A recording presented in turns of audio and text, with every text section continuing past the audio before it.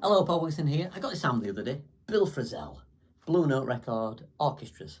And it started making me think about great albums that have strings on them and orchestras on them. We've got some, there's some great albums by Miles Davis, but not necessarily with strings like Birth of the Cool, Miles Ahead.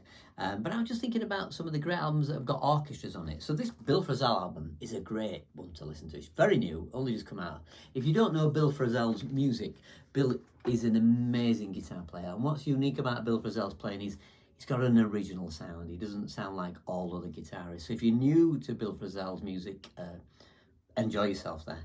So let's talk about a few other classic. Another great classic album, and I must make sure I don't miss some of this stuff out, is Charlie Parker. Did an album with strings. Parker, the great creator of the bebop sound, and that is a wonderful album. I'm not going in chronological order. Winter Moon by Art Pepper. That is another absolutely fabulous album. Which is just absolutely amazing. I've just forgot one and I've got to get it now.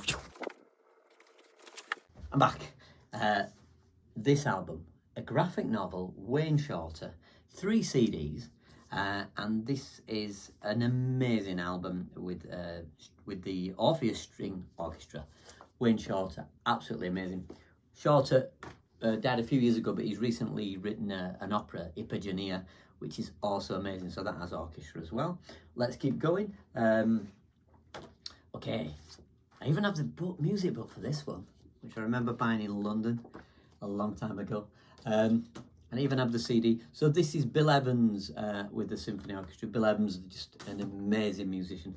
And this album is absolutely beautiful. I wasn't convinced at first when I first heard about it, maybe buying that CD in the 90s or something. But my teacher hooked me up to it, and it's wonderful. So that is an absolutely fabulous album. Let's keep going in no particular order. Let's go with an older one. Keith Jarrett, Arbazenon, the minimalist front cover. This has got Charlie Hayden, the great bass player on bass, and Jan Garbrick playing tenor and soprano saxophone. Amazing album, well worth listening. ECM, if you're not familiar with ECM Records, Experiments in Contemporary Music, they record their albums absolutely beautifully. Harry Conick Jr. I have both of these. I think this came out in 1990, and if I'm not mistaken, I think Harry Conick Jr. might have been like, early 20s, maybe 23, something like this. I was a music student, and the bass player, a great friend of mine, Gary Jackson, and a drummer called Nick Smalley, we would just listen this in his house, endlessly listening to this album. It's absolutely beautiful, and I think Harry Connick did the arrangements. Harry Connick Jr., of course, if in America, famous. I don't know if he still does it, but he used to be a judge on American Idol. Let's keep going. What else we got? Brad Mehldau, the great American pianist. He did an album called Largo, which is wonderful. But this kind of the follow-up to this is Highway Rider. Highway Rider has some brilliant string writing on it, and I would heartily recommend that. Let's keep going. What's next? Since we just talked about Bill Evans, a lot of the Bill Evans stuff keeps coming out, these rare recordings that he might have done on the radio, and this is absolutely beautiful. Bill Evans Treasures. Whoever did the orchestration for this, we get Time Remembered, which is a great Bill Evans tune, and Waltz for Debbie. So Bill Evans Treasures, an amazing, amazing album. Right, what we got left? Let's keep going.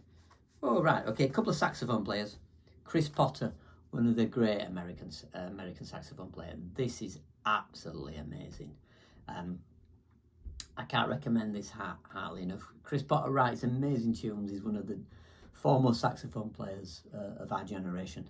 And I would recommend this very much. This is called Imaginary Cities. While we're on the saxophone players, Joshua Redman. Joshua Redman did an album called Mood Swing when I was a young student. We were obsessed with. You know you are if you're watching this. We used to listen to this a lot. But this album is called Walking Shadows. It's even got the John Mayer tune. Even got Let It Be on it. So it's got John Mayer, Stop This Train. And it's even got Let It Be on it as well. This is absolutely beautiful. Beautiful string arrangements as well. Brad Mehldau's on piano on that one as well. Okay, we're getting there. There's not many left now. Slightly off. And I must do this one. Yes. This is more of a string quartet, but the great British saxophone player, John Surman. I used to love this coruscating, absolutely beautiful. Again, ECM records, so recorded beautifully. And finally, maybe we wouldn't say it's a jazz album, but I maybe would. This is Joni Mitchell's called Both Sides Now. Has Wayne Shorter on it and Herbie Hancock, and it's just absolutely beautiful. Please put in the list other jazz albums. Oh, Wynton Marsalis, Standard Times Volume 5 is absolutely amazing. Frank Sinatra with Strings, that's another great album as well. Yeah, I think that's all I can come to mind at the moment. Please put in the comments others, because I will not know them all, and that will mean that I can go listen to some of your recommendations as well.